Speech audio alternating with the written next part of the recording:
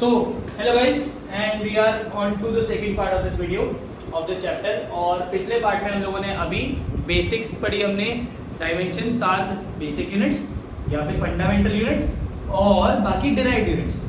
I hope आप लोग derived units सारी कर पा रहे होंगे. फिर भी अगर नहीं कर पा रहे हैं तो एटलीस्ट कुछ डिराइव्ड यूनिट्स आप याद कर लेंगे. सब लोगों को एनसीईआरटी आपकी ये वाली है नीली वाली, पार्ट 1 देखना, पार्ट 2 मत देखना, कुछ नहीं मिलेगा. और लास्ट में जब जाएंगे चैप्टर नंबर 8 के बाद, 7 के बाद, सॉरी, ग्रेविटेशन के बाद, या पुरानी किताब है तो 8 है वो चैप्टर. उसके बाद आप जाएंगे तो आपको ये अपेंडिक्स नंबर A9 मिलेगा. ये अपेंडिक्स A9 जो है इसमें टोटल, खाली ये पेज नहीं, पहले पेज में 23 है, टोटल डायमेंशन जो है वो है आपकी 94 है. आई गेस पेज खुल नहीं गए, 94 है, देखो हाँ खुल गया, 94 है. ठीक है. अब ये 94 डायमेंशन जो है वो पूरे आपके 11th और 12th क्लास के फिजिक्स के पूरा सिलेबस टोटल 28 चैप्टर के अंदर जितनी भी फॉर्मूले आ रहे हैं सबके डायमेंशन है. यस, 94 के 94 याद करना मुश्किल है, बट जेई और नीट के लेवल पे आपको 94 याद करना जरूरी है, क्योंकि हर बार हर साल एक क्वेश्चन ऐसा लगता है जो कहते हैं right the dimension of dash. Work done का निकालना हो तो आसान है, ml2 t-2 पर, और किसी का आ गया तो अभी हम सिर्फ 11th क्लास के हिसाब से देखें, क्योंकि पूरी अभी पढ़ने की फायदा नहीं.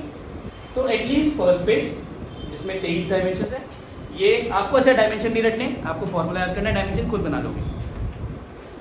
और उसके अलावा कुछ और है, मैं नंबर बोलते जाऊंगा, आप प्लीज उसको टिक कर देना. पहले 30 सारे करने हैं, 31 तक पहले सारे करने हैं. उसके बाद आपको करने हैं अच्छे वाले जो हैं वो हैं 44, 45, 48 पूछ लेते कभी बार, 51, 56 करने जो कोई भी आता है टीचर, मैं ये नहीं कह रहा यही आएंगे, बट ये 90% चांस यही है. 56 and I guess that's it आपके एनसीईआरटी मतलब 11th क्लास के पेपर के. तो ये डायमेंशंस आपने कर लिए. अब ये डायमेंशंस का फायदा क्या है भैया? क्या डायमेंशन तो कर लिया, अब क्या करें? डायमेंशंस की बचा 3 एप्लीकेशंस हैं. 3 जगह पे हम डायमेंशन को यूज कर सकते हैं, 3 जगह पे हम डायमेंशन को यूज कर सकते हैं. ठीक है. इसको हम शॉर्ट फॉर्म में बोलते हैं CCD. क्या बोलते हैं? CCD. तो पहले C को हम इस पार्ट में पढ़ेंगे, फिर पार्ट 3 में दूसरा पढ़ेंगे, फिर उसके बाद आगे. तो CCD का फुल फॉर्म हो जाता है, पहले C का होता है चेकिंग, दूसरे C का होता है कन्वर्जन, और तीसरे D का होता है रिड्यूसिंग. हम अभी पढ़ रहे हैं इस पार्ट में चेकिंग के बारे में. किसके बारे में? चेकिंग क्या होता है? इस चीज को चेक करना कि वो सही है या नहीं है. चेक करने के लिए पहले आपके पास एक प्रिंसिपल दे रखा है. उस प्रिंसिपल को हम कहते हैं प्रिंसिपल ऑफ होमोजेनिटी. क्या कहते हैं? Principle of homogeneity. इस वीडियो में हम 15-20 मिनट लगा सकते हैं, कोई दिक्कत की बात नहीं है, बट हम इसको क्लैरिफाई करें. ये आज के बाद दोबारा पढ़ने वाली बात नहीं है. एक बार क्लियर, सारे क्वेश्चन निकलेंगे, कोई भी ले आओ, कोई भी. ठीक है. प्रिंसिपल ऑफ होमोजेनिटी कहता है an equation will be dimensionally correct. कोई भी इक्वेशन डायमेंशनली करेक्ट तब होगी if dimensions of all the terms occurring on both sides of the equation are equal. कहने का मतलब है कोई भी इक्वेशन डायमेंशनली करेक्ट तब होगी जब जितने भी टर्म्स उसके अंदर हैं उनकी डायमेंशन इक्वल हो. क्या इक्वल है? ये बिल्कुल ध्यान में रखना कि डायमेंशनली करेक्ट का मतलब ये नहीं है कि इक्वेशन एग्जिस्ट करती है. डायमेंशनली करेक्ट का मतलब ये है कि हाँ ये इक्वेशन एग्जिस्ट कर सकती है. जरूरी नहीं है करे ना करे, उससे मतलब नहीं, कर सकती है. अगर डायमेंशनली करेक्ट है ही नहीं तो भैया वो इक्वेशन दुनिया में एग्जिस्ट ही नहीं हो सकती. ठीक. शुरू से इजी से लेके जाऊंगा, फिर बेसिक क्वेश्चन पे जाऊंगा, इस बोर्ड पे देखूंगा, ट्राई करूंगा इस बोर्ड को मिटाना ना पड़े. पूरी पार्ट इसके ऊपर है. तो शुरुआत से हम लोग सबसे पहले डायमेंशनल इक्वेशन करते हैं, जिसकी सबसे पहली चेकिंग जो हम करेंगे वो है V = U + AT. इसको सब लोग फर्स्ट इक्वेशन ऑफ मोशन से भी जानते हैं. और इसके अंदर अब सबसे पहले आपको पता करना है कि कितने टर्म्स हैं, क्योंकि बोला है सारे टर्म्स की डायमेंशन इक्वल है. 3 टर्म्स इसके अंदर है, एक है V, एक है U, एक है AT. याद रखना u प्लस ए टी का मतलब ये है कि u और a की डायमेंशन इक्वल है। u और a टी को प्लस नहीं करना। We are not solving the numerical here, numerical solve नहीं कर रहे हैं हम, हमें बस डायमेंशन देखनी है। बच्चे क्या करते हैं, u और a टी को प्लस कर देते हैं, नहीं करना। कोई भी चीज इक्वल टू है प्लस या माइनस तभी हो सकती है जब उनकी डायमेंशन बराबर हो। क्या अब इस पूरी वीडियो में आप लोग यही ग्रेजुअली सीखेंगे। तीन टर्म्स कौन सी हैं, v, u और v is final velocity, velocity होती है तो डायमेंशन होती है lt-1। अभी पिछली वीडियो में आपने पढ़ा है। u जो होती है इनिशियल वेलोसिटी, डायमेंशन होती है lt-1। अब बच्चे कहते हैं a और t अलग अलग है, नहीं, कोई भी चीज मल्टीप्लाई डिवाइड हो रही है, मल्टीप्लाई है ना, तो दोनों एक साथ, तो दोनों एक ही टर्म। at को देखो, एक्सेलरेशन की होती है lt-2 और टाइम की होती है t/2। बेटा याद रखना बेस सेम होता है तो पावर ऐड होती है। -2 में +1 करूंगा कितना आएगा, तो डायमेंशन क्या होगी, क्या ये तीनों डायमेंशन बराबर है? इसका मतलब the equation is dimensionally correct. The equation is dimensionally correct. बच्चे क्या करते हैं, गलती निकाल देते हैं। फिर पता क्या करते हैं, कहते हैं lt-1 equal to lt-1 plus lt-2 1 2lt-1 या कुछ तो मालूम हम लिखते हैं l2t-2 प्लस कर दिया भैया, lt-1 तो l2t-2 हो जाएगा। नहीं बेटा प्लस करना ही नहीं, प्लस प्लीज यहीं पे आंसर है। प्लस माइनस जब हो रहे होंगे उन्हें ऐड या सब्ट्रैक्ट नहीं करना प्लीज। एक हो गया। दूसरा देखो, s equal to ut plus half at²। खुद कर सकते हैं, ट्राई करके देखें।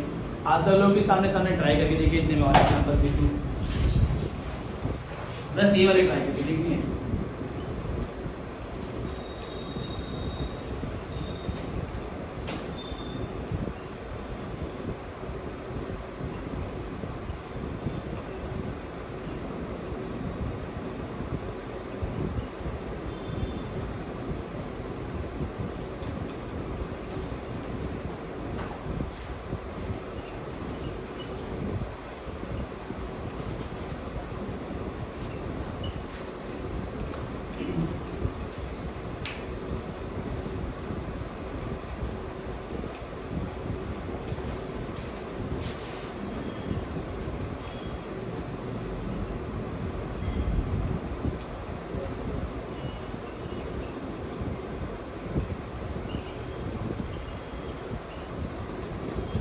जो लोग ये कर चुके हैं वो इस पे आ सकते हैं।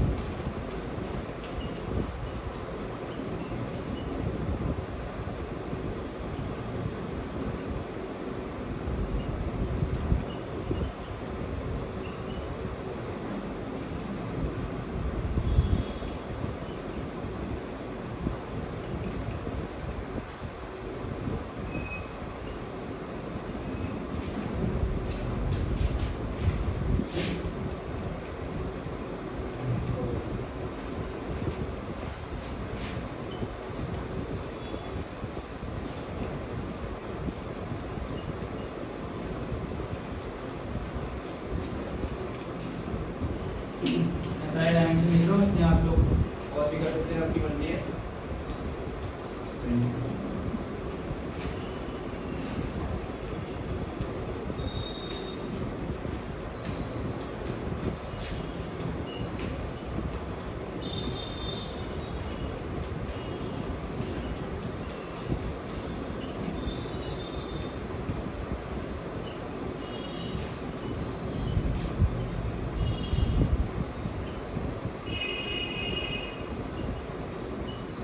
चलिए, आई थिंक सब लोगों ने कर लिया होगा, मैंने भी कुछ क्वेश्चन लिख लिए हैं।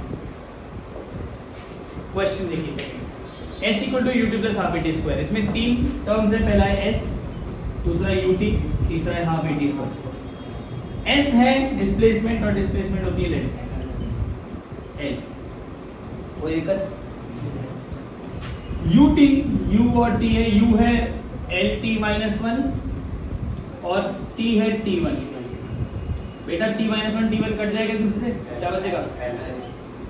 अच्छा, हाफ AT स्क्वायर में से याद रखना कभी भी नंबर को हम यूज नहीं करें, नंबर को यूज नहीं करें, numbers are dimensionless, numbers are dimensionless. तो AT स्क्वायर को अगर मैं यहाँ लिख दूं, I think it is visible, A का होता है LT - 2 और T स्क्वायर है तो वैसे भी T2 हो जाएगा, -2 से +2 कट जाएगा, क्या बच जाएगा L। तीनों में L बचा, इसका मतलब दिस इक्वेशन इज डायमेंशनली पक्का। आपकी बक्की बात। Yes sir. अगला देखो ये वाला टीचर्स के फेवरेट क्वेश्चन दे दिए मैंने सारे आपको सामने, 3 4 5 6 7 6 है। Lambda = h/mv। बेटा देखो अब इसमें क्या करना है, लैम्डा जो है वो है वेवलेंथ, लैम्डा क्या है वेवलेंथ। तो लैम्डा वेवलेंथ है, वेवलेंथ की डायमेंशन होती है L, लेंथ है ना। प्लैंक्स कांस्टेंट आपने पिछले वीडियो के एंड में था, बट अगर आपने नहीं भी निकाली है, इसकी डायमेंशन होती है mL2t-, क्या होती है mL2t-1, यहाँ लिख दिया मैंने। मास की क्या होती है और वेलोसिटी की LT-। लेफ्ट हैंड साइड देखो LHS क्या है, वेवलेंथ है। लैम्डा की क्या होती है, छोड़ दो। RHS देखो, H की क्या है mL2t-, M की क्या है V की क्या है -1 से t-1, M से M कैंसिल। नीचे देखो एक L है, ऊपर 2 L है, LHS RHS इक्वल है, the equation is dimensionally correct. समझ गए, बस डायमेंशन पता होनी चाहिए सबकी, आंसर तो निकल ही जाता है। दोबारा देखो ये वाला LHS वेलोसिटी की होती है LT-1, ठीक है। मास की होती है M और रेडियस की होती है L, रेडियस भी लेंथ की होती है। ग्रेविटेशनल कांस्टेंट की होती है पक्का m-1 L3 t-2, ठीक है। सबको पुट कर देते हैं, बहुत बढ़िया। LHS left hand side velocity की क्या है कुछ और तो नहीं है LHS में, छोड़ दो, बढ़िया। RHS देखो 2 नंबर है, नंबर को नहीं गिनते। G की क्या है m-1 L3 t-2 M upon R। याद रखना ये पूरा रूट में, ये पूरा किसमें रूट में, और जब भी ये रूट में होता है बेटा, इसका मतलब इस पूरे की पावर 1/2 होती है। पूरे की पावर क्या होती है 1/2। अच्छा ठीक है, पहले काटते हैं। -m से +m कट गया, एक L यहाँ पे, 3 L यहाँ पे ऊपर, तो एक कट गया, कितने बचे 2। क्या बचे L2t-2 की पावर 1/2। पावर हाफ कर दो, 2 की हाफ कितनी होती है और t2 - 2 की हाफ कितनी होती है। क्या LHS RHS बराबर है, दिख रहा है। The equation is dimensionally correct. समझ गए कैसे, पक्का। अगर रूट में होगा तो पावर क्या हो जाएगी, समझ गए भाई, आप समझ गए।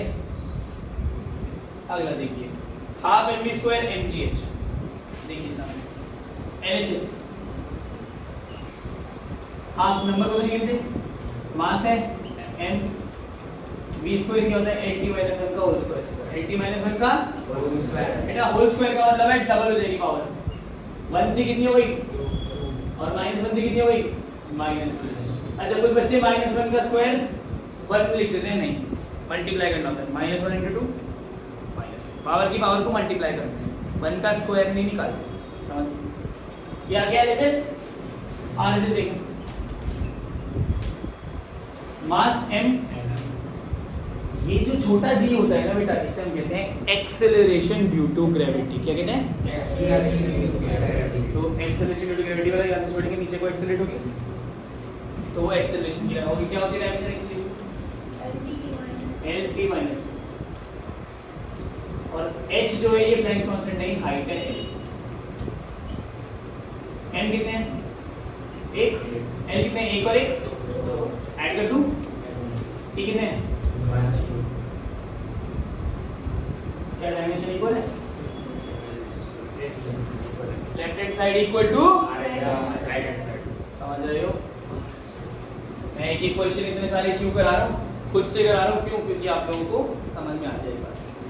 इसका देखो ये है टाइम पीरियड, एलएचएस में क्या होगा टी बस, आरएचएस में क्या है? पहली बात तो रूट इसको 2 को तो गिनते नहीं, 2 पाई नंबर है, छोड़ो पाई कांस्टेंट। हाँ एल क्या है? एल और जी क्या होता है अभी बताएं? एल टी माइनस, क्योंकि रूट में तो पावर एल से एल माइनस 2 पर जाके प्लस कर दो और हाफ कितना आएगा? LHS equal to dimensionally correct. ये सारे तो चलो बहुत इजी हो गए। अब देखो इसी में थोड़ा सा वैरायटी क्वेश्चन है, डायमेंशन पे है, चेकिंग पे, बट चेकिंग नहीं कर रहे अब हम उसी को यूज करके प्रिंसिपल ऑफ होमोजेनिटी को यूज करके कुछ और सॉल्व कर रहे हैं। ठीक है, तक गए? ये तक गए होंगे। चेक देखिए कह रहा है find A and B, A or B. A is not acceleration here. A and B are two variables. Where F is force and X is distance.